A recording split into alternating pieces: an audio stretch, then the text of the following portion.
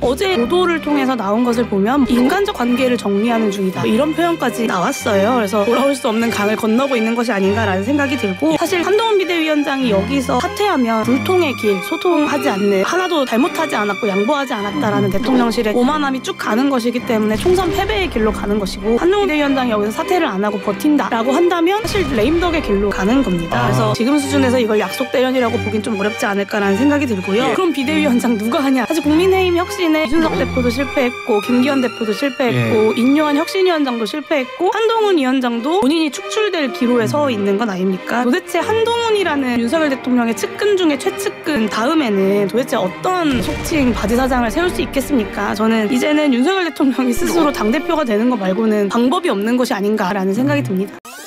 지금부터 아름다운 일은 없습니다. 정치 구단이라고 하는 왜 DJ가 YS 관계에 대해서 잠깐 설명드리죠. 6.29는 사실은 전두환과 노태우의 합작품이었어요. 그 전두환의 머리로 실행은 노태우가 한 거예요. 사람들은 다 노태우의 6.29라고 생각하지만, 그런 상황에서 또 뭘 했는 줄 아십니까? 그 당시에 DJ를 사면을 시켜요. 그러다 보니까 대통령 직선제가 되고 DJ와 YS가 동시에 출격을 하면서 표가 갈려가지고 결국은 노태우가 대통령이 됩니다. DJ와 YS가 그냥 피 터지게 싸우면서 했단 말이 있대요. 차라리 노태우가 대통령 되는 꼴을 볼 망정 너가 대통령 되는 거는 못 보겠다. 정치판에서 이 권력이라는 거는, 이거는 우리의 이성으로 생각할 수 없는 그런 무게감을 가지고 있을 뿐만 아니라, 어찌됐든 간에 겉으로는 아름다운 동행으로 보여지면서 결국은 최고의 가장 큰 그림이 뭔지를 생각하지 않는다면은 이거는 우리가 정말 못 볼 꼴을 또 볼지도 몰라요.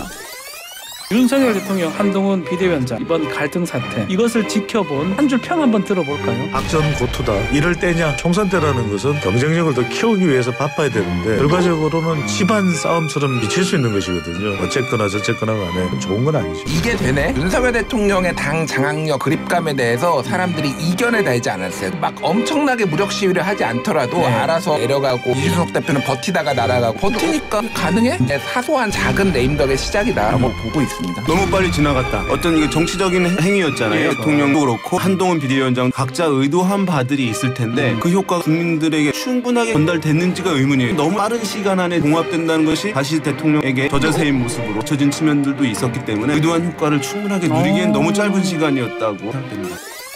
김건희 여사 입장이 돼보자고요. 2021년 12월 26일 제 남편은 이러면서 했던 그 아이빌리브 기자회견에, 그게 사실 어떤 분들은 김건희 여사의 이미지가 솔직한 이미지로 좀 반전되는 효과가 있었다고 그때 평가한 분도 있고 했지만은, 다시는 그걸 하고 싶지 않을 겁니다. 내 인생에 다시 아이빌리브 사고 같은 건 없다. 그러면 그거는 죽었다 깨라도 막아내야 된다는 생각을 하고 있을 것이고, 논문 구절 관련해서 문제 있었을 때는 직접 사과했는데, 이번에 만약 김건희 여사가 직접 사과를 하게 될지, 아니면은 기자회견을 하면서 질의응답 형식으로 유감 표명을 할지, 이런 것들도 귀추가 주목되는 게, 논문의 인용 오류랑 그다음에 표절 문제랑 직접적으로 명품백을 수령한 행위 중에 어떤 것이 더 중차대한 행위냐, 그리고 영부인으로서 했던 행위와 예전에 10년 전에 했던 행위와 어떤 것이 더 중차대한 것이냐에 대해서는 후자가 조금 더 중차대하다 보는데, 그때는 직접 사과, 이번에는 대리 사과, 이렇게 돼도 웃긴 거거든요.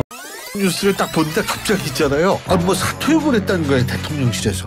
이 사태가 국민의힘한테는 어떻게 작용할 거라고 보세요? 국민의힘이 그동안에 걸어온 역사를 보면 회복 탄력성이 사실은 굉장히 단단한 정당입니다. 이렇게 두 분이 잘 사태를 정리한 마당에는 상당한 수준의 회복 탄력성을 앞으로 국민의힘이 보여주게 될 것이다. 저는 그렇게 예상합니다. 그래서 이 갈등이 없어졌다. 이번 갈등의 원인이 결국 겉으로 드러난 거예요. 사당화, 공천 얘기를 했지만 결국 김건희 여사 명품백 수수 논란을 어떻게 해결할 것인가, 거기에 달려있지 않습니까? 저는 해결이 지금은 잠깐 수습된 것 같은데, 저는 안 됐다고 봅니다. 이틀 만에 이렇게 해결할 거를 왜 이 일을 벌일 이유가 없잖아요.